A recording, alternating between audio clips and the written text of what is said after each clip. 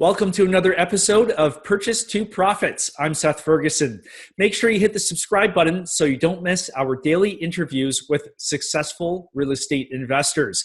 Our guest today has raised nearly $60 million in equity and acquired over 2,500 units.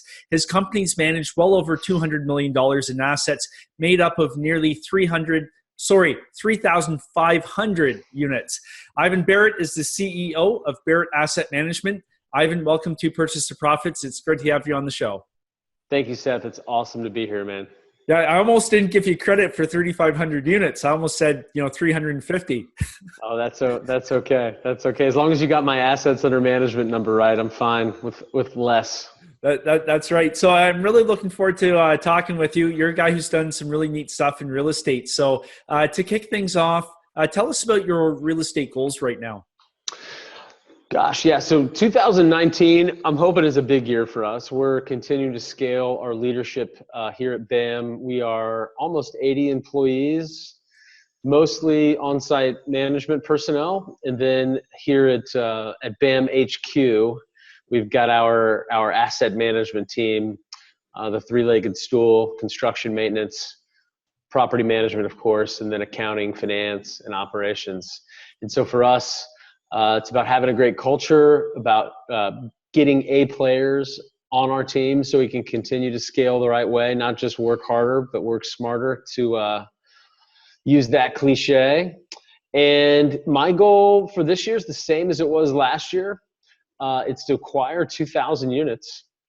Of course, Madam Market may have other ideas. Last year, we had the same goal and we were able to only close on about a little over 800 units, not for lack of capital, really, just for lack of deal flow. However, we're now in 3 states, looking at 2 more states here in the Midwest to acquire property. So the more markets that we find that we like, that we want to plant a flag and scale, the more deals going into the top of the funnel, hopefully the more deals coming out the bottom. Ratio is still the same for us. It's about 1 in 200 deals right now that actually makes sense.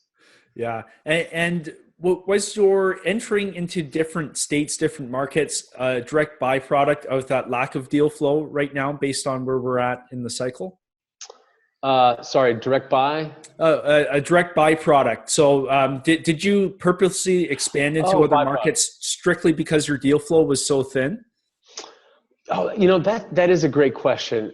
For us, it's not so much only thin deal flow. Sure, that helps. It's a great byproduct of going to more markets, like you said, to get more deal flow, but also geographic diversity, not having all my eggs in one market per se. Yeah. But absolutely, you've got to play the hand you're dealt in a lot of ways. And so if there's lots of global capital crashing into the United States in search for yield and driving up prices in coastal markets, that local regional capital there is coming inland to places like Indianapolis, Charlotte, Nashville, for example. And so that's driving up pricing, which makes it more difficult to find yield and find value. So you have to find that value to support your investment thesis.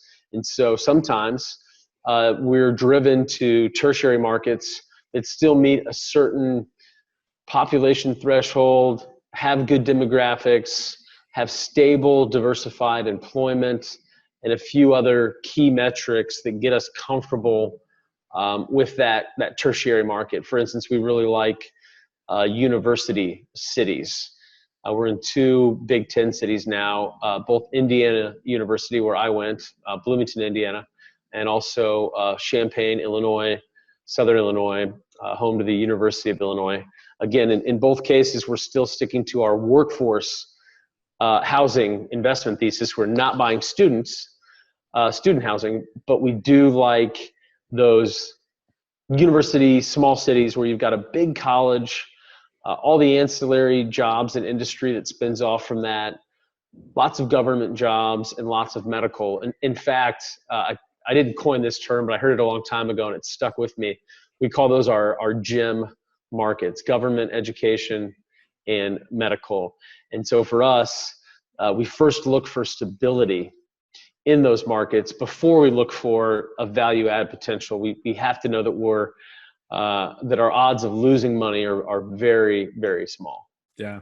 And you just, you mentioned before just where we're at in terms of the market. What changes have you had to make in your business, let's say over the past 5 years, to really move with how things have changed? Yeah. So with interest rates staying low, capital markets staying very liquid, lots of capital looking for real estate, and the fact that, frankly, we all know we're at a later stage in the cycle today than we were 5 years ago, we focus on a strategy that is less likely to end in disaster. And when I say that, I mean, we have gravitated towards higher quality, newer assets, north of 20 million in most cases, in some cases even 30 to 40 million. Up there, the altitude, the air is a little thinner. There's less buyers.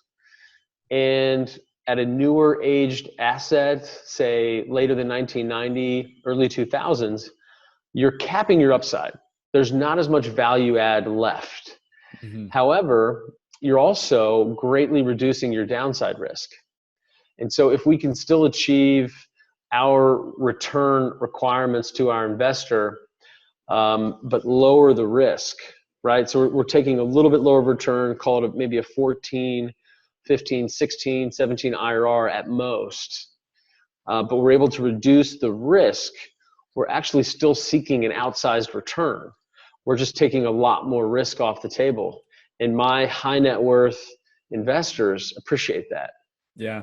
And you're talking about, B++ to A- properties. Is that kind of the area you're working in? Exactly. Yeah, we're looking, if it's a B, we're going to make it a B+, but typically now we're looking at that B+, A- range. And sometimes people confuse that and they think we're getting close to the central business district, brand new, what we would call A++ core product or core plus product. What we're really looking for is that still that middle to upper end of workforce rent. So here in the Midwest, we're talking, $700 to maybe $1,400 a month. And if you're renting at $1,400 a month, you've probably got a 2 or a 3 bedroom townhome. In my case, so we have to pair that with strong submarkets, great school districts, lots of diversified employment, and we still want to have a fairly large delta between our renovated rent or our value add rent. Sometimes we're not renovating. Sometimes it's just a management play. But again, our projected rent, that value proposition still has to be hundreds of dollars less than what the brand new Class A++ communities are offering. Yeah. Well, that A++, they're offering all the bells and whistles that nobody can compete with right now. Yeah, we still don't, we don't target properties with infinity pools and concierge service and all the fancy new stuff. We certainly don't want to be the operator renting out Midwestern, 1 bedrooms for $2,000 a month in downtown Indianapolis. We still target that workforce, but we're targeting a segment, a cohort of that workforce that pairs well with our, call it again, $700 to $1,400 a month rental range on an as improved basis. Yeah, and after we go ahead. And right now, are you pushing out your hold period to, let's say, before everybody was holding, let's say 3 to 5 years? Are you pushing that out to 7 to 8 now? You're asking all the great questions, Seth. It's funny. So we've always started looking at 7 to 10 year holds. And that's a product of me going through 2008 and seeing what happens when you've got short-term capital and what can happen if you're in the midst of a correction and you have to roll over debt or you have a balloon payment or you're beholden to the bank. So early on in my career, I decided, okay, let's start with HUD financing, agency financing, where we can lock in terms at a much longer clip.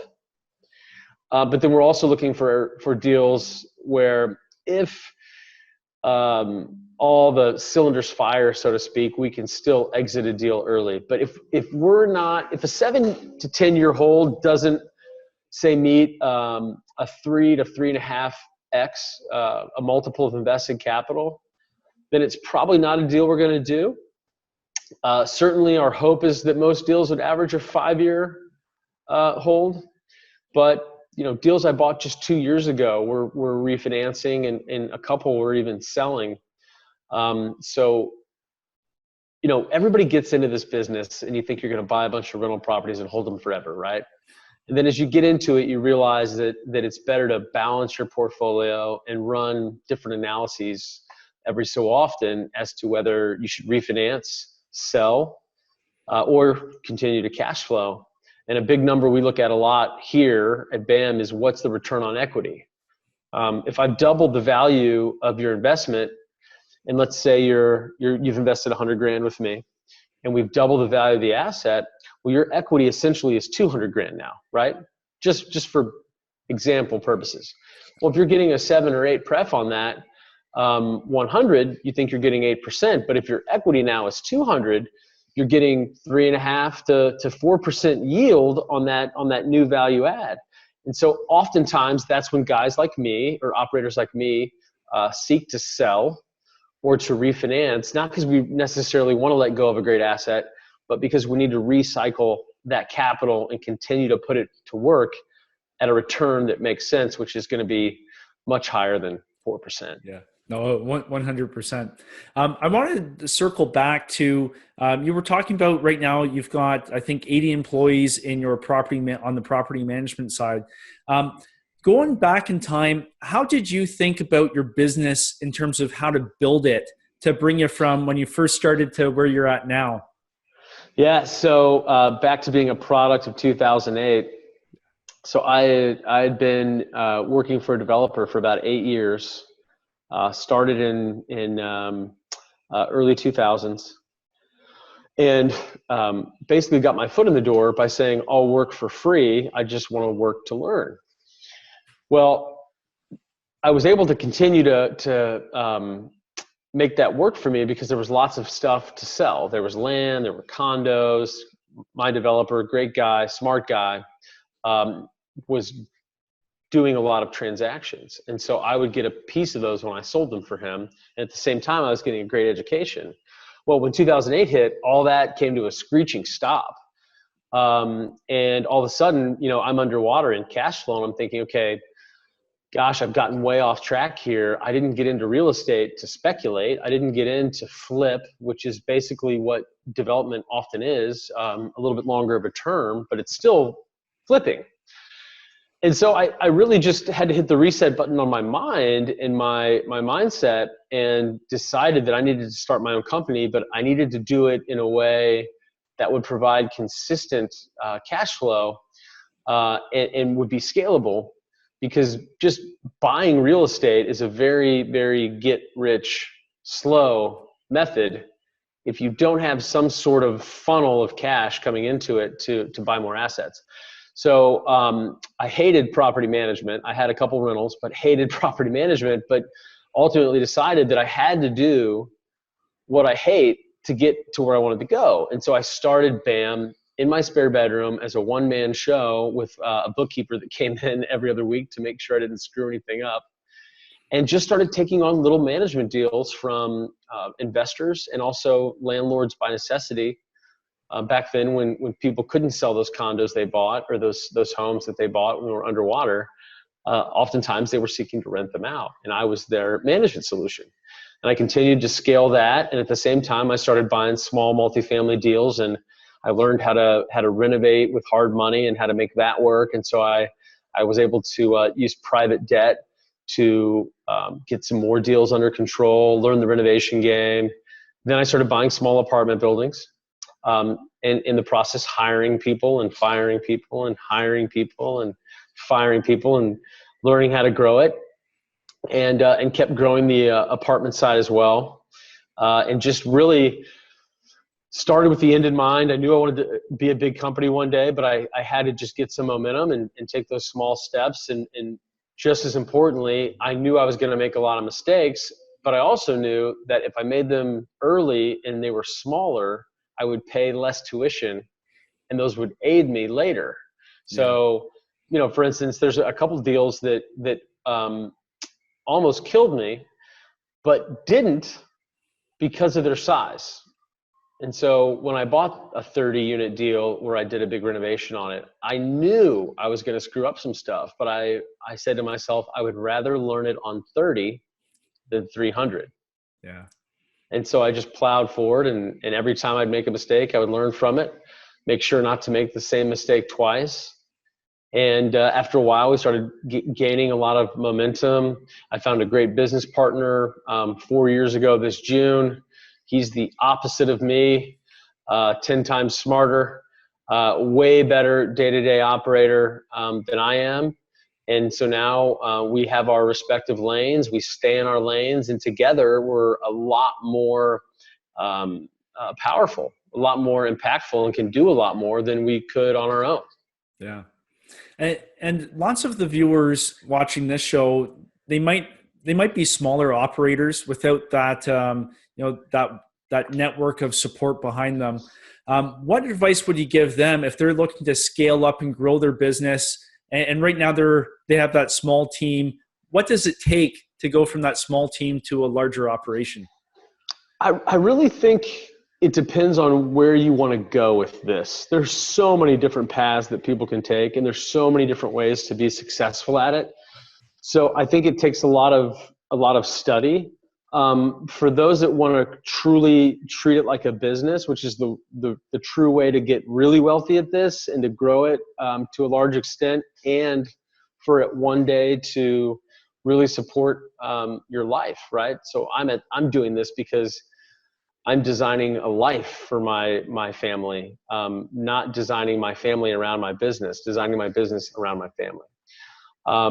Now's an amazing time to start a business. The best time to start a business is like the best time to plant a walnut tree, right? It's 20 years ago or today. Yeah. And the good news is there's never been so much great technology and free resources and access to information to help you become a better, more efficient business machine. When I started, there was like one or two property management software options. Now there's dozens, right?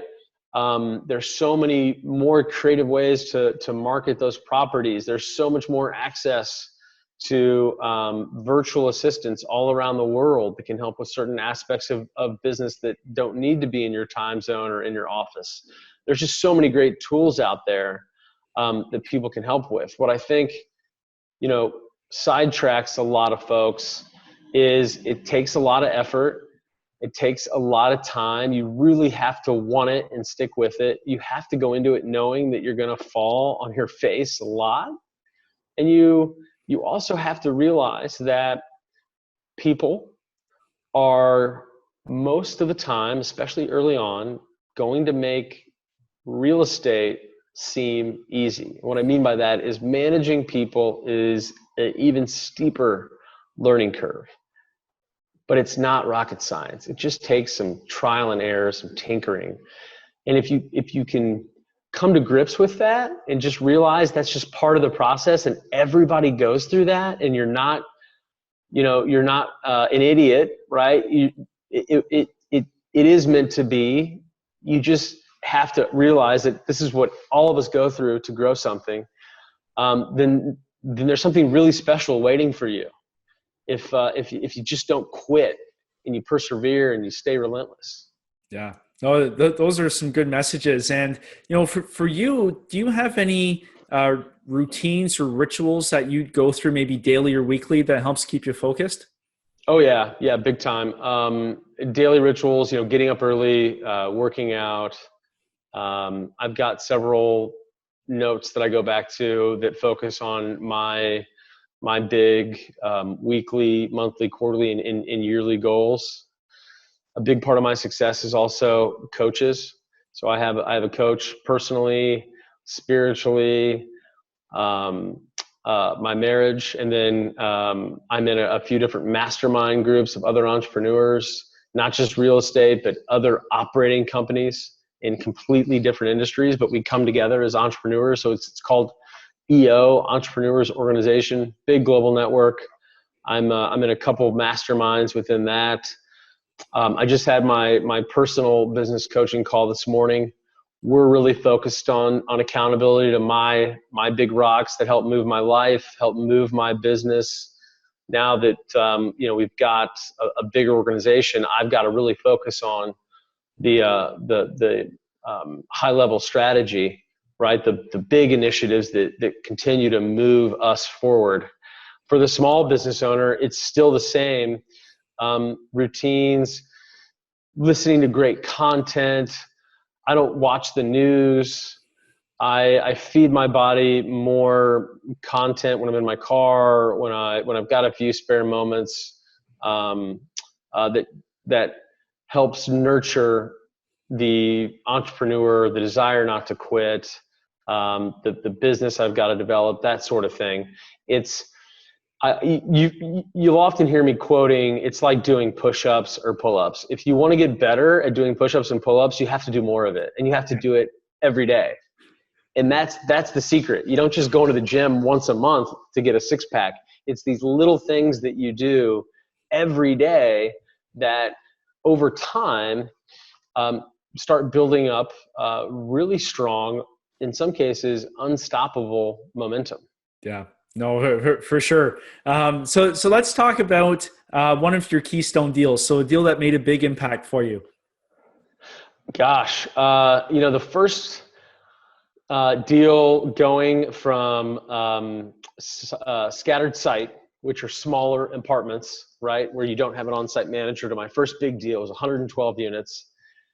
And I went straight to HUD. Luckily, I had some really good people around me, a great HUD originator servicer here in town. And for the audience, you don't have to use HUD primarily on income assisted property or subsidized property. You can use HUD on A, B, and C and D assets.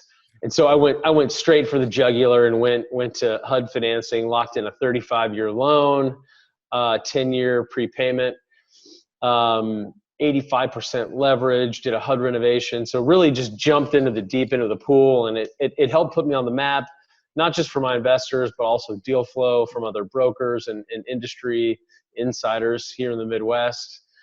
So that was sort of a coming out deal for us. Another one we just purchased a couple years ago in a small sub-tertiary market within the Indianapolis solar system. I knew it was going to be a deal, but had no idea it was going to turn out like this. We were able to buy a property and deliver 2.5x net to our investors in just over 2 years. Nice. Which ended up being like a low 60s IRR, I think. Yeah. And that, that may have spoiled a few people. So now I have to tell them, hey, remember guys, this doesn't always happen to work out quite this good. Yeah. But it still was very gratifying. Oh, for sure. So how did you source that deal? Was it through a broker? Or did you go directly to the seller? Yeah, so both those deals were via brokers. Once you get north of 100 units, it's oftentimes going to come through a broker. There's definitely some sellers here in the Midwest I keep in touch with. But you really have to take care of the brokers once you get up into that higher level site managed deal. They're really your frontline 24/7 acquisition team, right? And they're only paid on success. So taking care of those folks is a really smart move. We did 3 off-market deals. The only deals I did in 2018 were all off-market, but they all still came via a broker. And we love those guys. Yeah. If you're listening, sure. you know who you are. Yeah.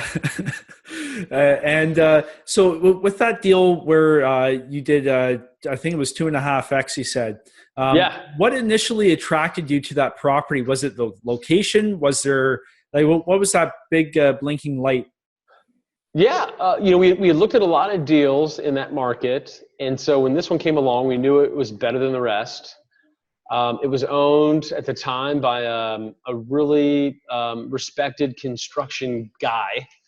And he had done most of the heavy lifting on the improvements. And then after touring the units, we realized that there was still a lot of management efficiency that we could add with our growing management company. And then we also suspected that that market, which was lagging the rest of the region, as the apartment market continued to heat up, would catch up with cap rates and multiples of comparable properties, within an hour's drive in other parts of the Indianapolis market. So we had these little suspicions, but when we ran the numbers and we looked at our conservative pro forma, we said, okay, even if we don't hit everything and we only achieve the conservative outlook, we're still going to look pretty darn smart. And if these other things fall into place, we're going to look like geniuses, right? Yeah. And so that was the perfect example of getting, what we thought was going to be a single or a double, and it, lo and behold, was a home run. You never know it going into the deal. That's just not how this works. Yeah. It's if you swing for the fences, oftentimes you strike out. But every now and then you pop one out there. Yeah. So like you said, you're always looking to hit singles and doubles instead of the full home run. Oh yeah. Yeah. Yeah. We would rather, again, limit the downside risk by these, especially at this stage in the cycle, buy a newer, nicer asset with less value add potential, but where there's still enough room to get into that low to mid-teens IRR on a 7-year hold. If it looks better than that, obviously great. But again, my first rule is don't lose money. My second rule is remember rule number 1. And the third rule is how do we get cash flow off of it? Yeah, those are good. 3 rules. So going back to when you first started in real estate, how has getting into this business changed your life? Oh, wow. I've been at this a long time. And these days having a lot of fun. It's great to watch a big company. And now I've got these great people that work with me and my partner that really are the leadership team for the company, the directors now in those different aspects of HR and finance and operations, asset management, construction, maintenance. It's really fun to develop these leaders and help them get leaders underneath them. And that's really how you scale. And so as the guy that started this whole thing, but now doesn't get, nearly as much of the credit because it's deserved elsewhere. Watching these folks grow and accomplish these great things on their own it's really, really gratifying. And, real estate is a great way to design an abundant life. I get to work how I want, when I want, and where I want. And I get to take great vacations with my family. I get to spend a lot of time with other entrepreneurs and exchange ideas and information and ways of doing things. And I get to fill some other buckets as well. We get to give back. I get to stay in shape and stay on top of what's important to me. What's really the magic here, and I alluded to it earlier, is real estate is great, but it's even greater if you can pair it with another quadrant in Rich Dad's cash flow quadrant, right? If you're a really successful S and you can add a really successful I quadrant amount of real estate, it's a great model. For me, growing a big business, funneling those extra funds into my own real estate investing, because we invest alongside our investors, is a great pair as well. And then, gosh, we have investors that are just really well-paid employees, and they also want to play in the I quadrant as well. So when you can do 2 of those quadrants really well, a beautiful thing happens, and you get to design a really fun life. Yeah, for sure. Fulfilling life. Yeah.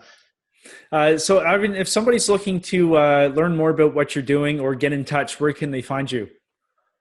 Thanks for asking. I'm really easy to find online. I'm lucky my name's a little spelled a little differently. My last name, Barratt, Barratt. First name, Ivan, Ivan. I'm all over the interwebs. Phone number, if you'd like to schedule a call, my assistant can help with that, 317-762-2625. 317-762-2625. I launched a new site recently called ivanbarratteducation.com, and that's a site for high net worth investors to get a better idea of who we are, our investment thesis, and how we do things. Our corporate site is barrattassetmanagement.com. That's great. Well, Ivan, just want to say thanks so much for taking the time today to share your success. Absolutely, Seth. Thank you for having me. Perfect. And to you, our viewers, I wish you well in your journey from purchase to profits. See you next time.